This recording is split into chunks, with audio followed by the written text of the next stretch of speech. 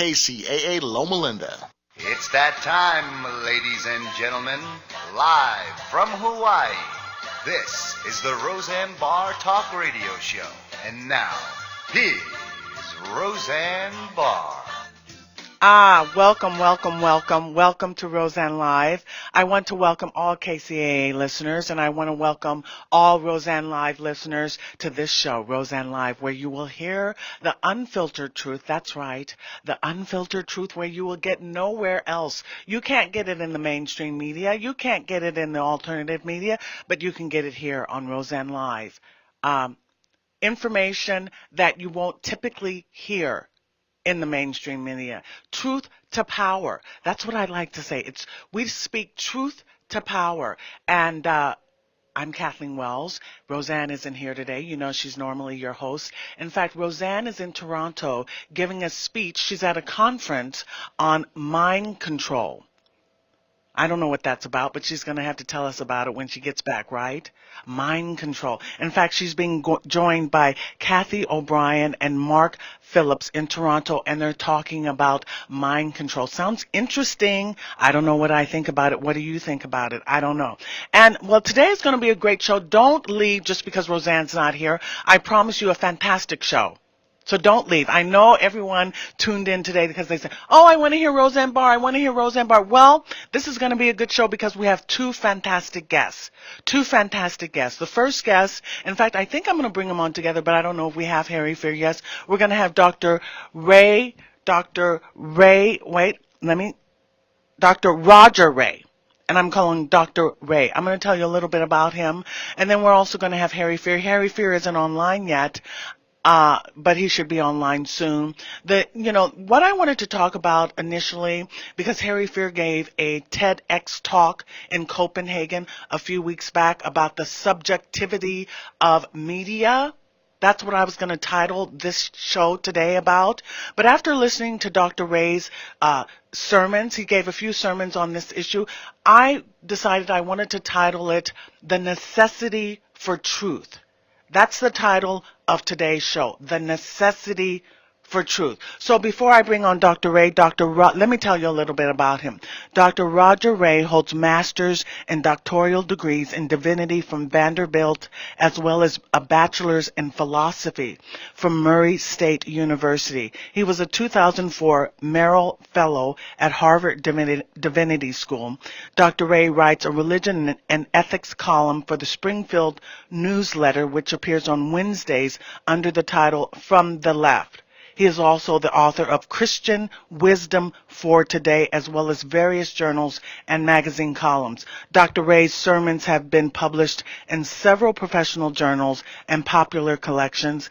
He had 28 years of experience in pastoral ministry before becoming the founder pastor of Community Christian Church in August 2008. So, Dr. Ray, welcome to Roseanne Live. Thank you.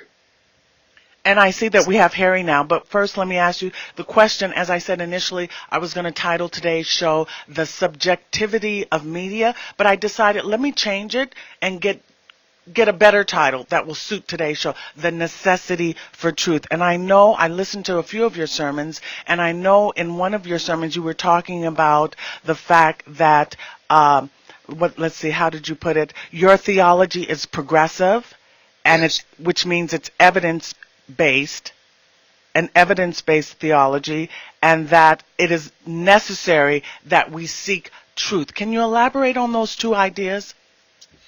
Well, it's a very complicated issue for a lot of us because there's been a huge gulf between graduate school and the pews for 100 years.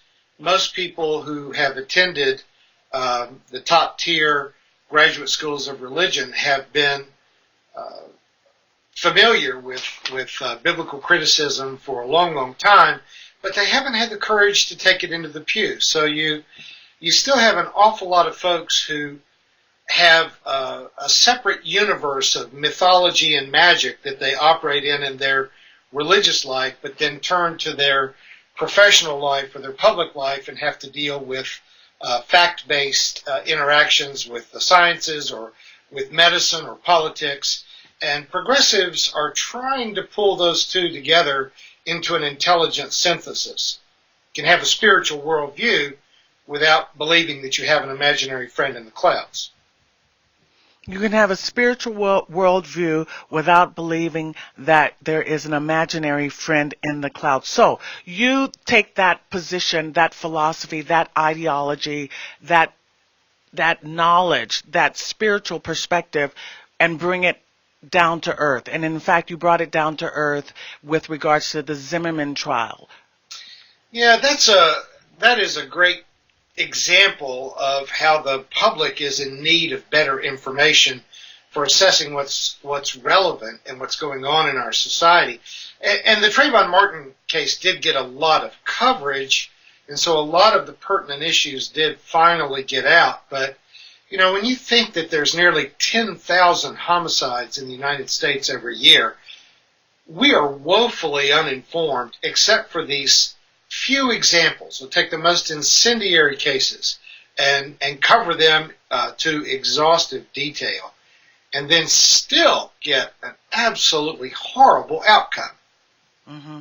Horrible outcome. You said you were surprised with the not guilty verdict, yet you noted that many black pundits on TV were not surprised with the verdict of not guilty. Yeah, I have to admit that hurt me. I was really bothered by how many commentators were just sort of accepting this is business as usual. I really want to think our justice system works better than it did in the Zimmerman case, but this is not an isolated case, and I hate to think that it's entirely racially defined, but there's no denying that money influences our justice system almost as much as you might expect in a third world country. There is one kind of justice attainable for the wealthy. There's another kind for the poor. But there's also a phenomenal good old boys system in almost every courthouse in America, in which the attorney you hire and that attorney's relationship with the judges makes a tremendous amount of difference in the outcome. And we've seen it in the last year, even in our Supreme Court, that our Supreme Court seems to be terribly influenced by partisan politics, as we see them literally making decision after decision to defend a rich white man's control of politics in the United States. Well, you know, I don't think it can last, but it sure is scary right now. It's scary right now. It's been this way. You know, I've worked in the criminal justice system, and I'm familiar with mass incarceration. I don't know if you've read Michelle Alexander's book, The New Jim Crow Mass Incarceration. And something that you mentioned in one of your sermons is that, you know, I talk about racism and white supremacy on my Wednesday show. I have a Wednesday show. I talk about that all the time because it impacts my community adversely. And so one of the things that you said in your sermon is that you felt that race was a central figure in the criminal justice system, but that it took a second place to class. I sort of take issue with that. I think, and your example was the O.J. Simpson case, and I took issue with that because that's one case. Yes. You know, and they're like millions where race is having an adverse impact in the criminal justice system. O.J. Simpson case is one case out of millions. Do you know what I mean? I hear you, and I couldn't claim any statistical expertise in that arena other than as a parish pastor going to court with minority church members and both African American and Latino people, that it seems like if you've got the money to hire a top flight attorney, your chances of coming out with a decision in your favor are tremendously enhanced. And if you happen to have messed up and ended up with an attorney that's been on the wrong side of that particular judge, the law doesn't seem to matter very much. And, you know, Howard Zinn said years ago, when he decided not to pursue a discrimination case on his own behalf when he was fired from a teaching position that he was in, that the judicial system doesn't decide who's right and who's wrong. It decides who can pay their attorney the longest. And I have seen that repeated over and over, even here in Missouri, where you would think that there's just not a tremendous amount of money to influence our judiciary, but it has been, well, I said third world. I travel a lot in Nicaragua, and there have been some high-profile cases of Americans on trial in Nicaragua, and people hold their breath as if to say, oh my God, it's just absolutely horrible that someone would be subjected to such a subjective judiciary. But I think the United States judiciary is in just as much trouble. And again, I would take that right up to the Supreme Court. The decisions rendered by this current court, it is other than affirming that the Affordable Health Care Act was constitutional, and I'm not even sure about how that came down as a taxation decision, but otherwise they appear to be voting right out of the Heritage Foundation. This is a Republican Supreme Court. Mm-hmm. There's something that the Pope, I heard the Pope, I'm paraphrasing the Pope, but he was saying that we cannot, something to the effect that we cannot marry our faith with our ideology. Our faith should not be ideological or something. I'm paraphrasing. Does that ring true with you? Does that make sense? Yeah, I appreciate the fact that the current Pope is really trying to steer this huge ship of state that is the Catholic Church away from some of their soapbox issues that have proven to be quite counter to human nature and our future. I'm not sure how much I'm going to buy in on that. I mean, it's when you look at an institution that still says, please forgive me for saying it just this way, but that you have to have a penis to be ordained. It's 2013. That's more than a century out of step with reality, isn't it? Mm-hmm, mm-hmm. Well, and I've always had one, but I've never used it in delivering a sermon. I'm not sure. You haven't? But no, email me some ideas. But I'm just saying, if your church says you have to have boy parts in order to write and deliver a sermon, they've got a real misunderstanding of how to operate a typewriter. Yeah, that's something that, gender issues, patriarchy is something that Roseanne is very well informed about, and I know she would love to discuss that. So we're going to have you on again. And also, I want to mention that in one of your sermons, you said all of us need to be talking about the need to expose hypocrisy of the nation in which we live and which we have helped to create. So I want to bring Harry Fear into this conversation because he is a journalist and he just delivered a TEDx talk about this hypocrisy and about this duty that we all have to expose it and how we also create it.